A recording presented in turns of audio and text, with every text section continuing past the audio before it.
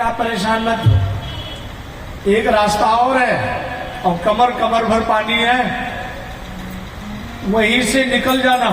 राम जी ने कहा रास्ता अभी बता दो, केवट ने कहा अभी नहीं बताऊंगा, अभी इतने इतने ग्राहक मेरे पास आ रहे हैं, अगर किसी ग्राहक को पता लग गया कि उस रास्ते से जाकर के और गंगा पार किया जा सकता है, फिर तो मेरे सारे काम चौपट हो गए, फिर क्या होगा।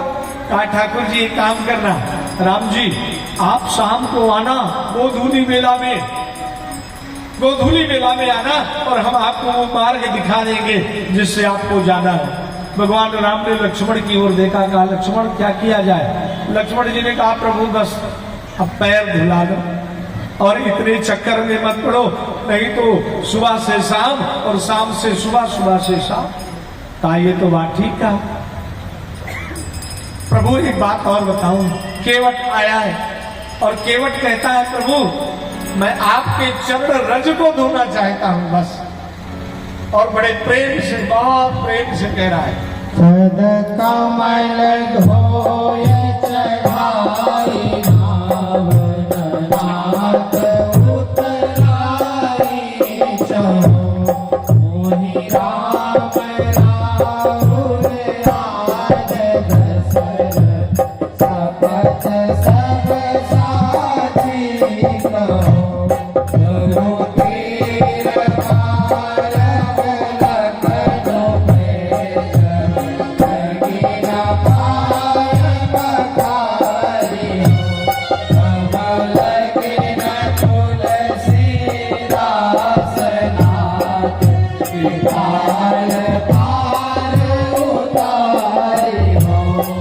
कमल किन तुलसीदास नाथ कृपाल पार उतारी हो कृपाल पार उतारी हो।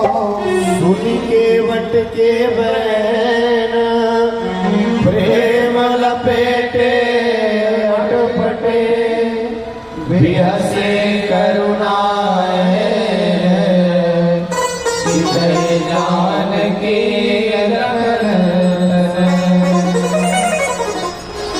बड़ी सुंदर बात कही केवट ने। कहा प्रभु, भगवान ने कहा यदि मुझे पार उतारोगे तो अगर मेरा आपने चरण धो लिया तो मुझे पार उतारोगे।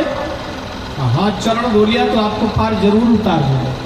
अच्छा अगर मैंने चरण धुलवा लिया तो कोई मेरे साथ रियायत करोगे। तो केवट कहता है प्रभु अगर मैंने चरण धो लिया ना तो आपको पार उतारूंगा, लेकिन उतराई नहीं दूंगा, कुछ उतराई नहीं पाऊंगा।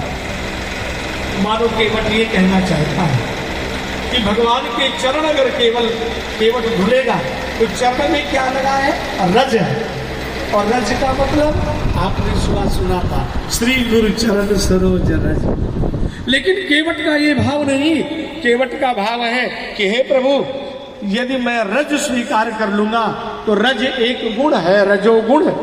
रजोगुण से संसार की कामनाएं बढ़ती हैं, और यदि मैं आपके चरण रज एक बार अपने सिर पर रख लूंगा तो मेरे रजोगुण नष्ट हो जाएंगे, तमोगुण नष्ट हो जाएंगे और आपकी कृपा रूपी भक्ति मेरे जीवन में आ जाएगी।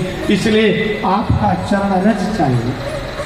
यही अहिल्या भी मांग रही है, चरण कमल रज चाहती कृपा करो दत्तो, ये चरण की रज। भगवान ने कहा अच्छा चलो कोई बात नहीं, मैं आता हूं, मेरे चरण कमल धो लो। भगवान आए और एक चरण, भगवान ने कहा लाओ भाई कोई पात्र लाओ, किसमें डोलोगे। तो एक कठौती लेके आया। अब फिर मन में आया केवट के कि ये कठौती कहीं फिर कन्या ना बन जाए, स्त्री ना बन जाए। अति आनंद उमग अनुरागा और चरण सरोज पखारन लागा। बड़े आनंद में है और ठाकुर जी के चरण को धोने लगा केवट। लेकिन जब एक चरण धोया और दूसरा चरण जब भगवान ने उठाया तो वो पहला वाला चरण जमीन में पड़ गया। तो भगवान केवट ने कहा तो फिर ये चरण दो। कहा क्यों? कहा इसमें धूल लग गई। तो दूसरे चरण को धोया। अब जब दूसरा नीचे लगा, पहला कहा प्रभु ये चरण फिर से दो। कहा क्यों? कहा इसमें धूल लग गई। अब बार बार धूल लग रही है तो क्या करें? अब भगवान खड़े हैं, एक पैर पर खड़े हुए हैं। भगवान अपने हाथ को कमर पर लगाए। केवट ने कहा प्रभु आप ऐसे तो परेशान हो जाओ। कहा क्या? कहा मेरा सहारा तो ले लो ना। कहा कैसे? कहा एक हाथ मेरे सिर पर रख दो, क्योंकि आप एक टांग से खड़े हो रहे हैं, आपको बड़ा कष्ट हो रहा है। भगवान ठाकुर जी ने अपने एक हाथ को केवट के सिर पर रख दिया। क्या बात, धन्य हो गया कि नहीं? धन्य हो गया। कभी कभी ऐसा भी भाव आता है।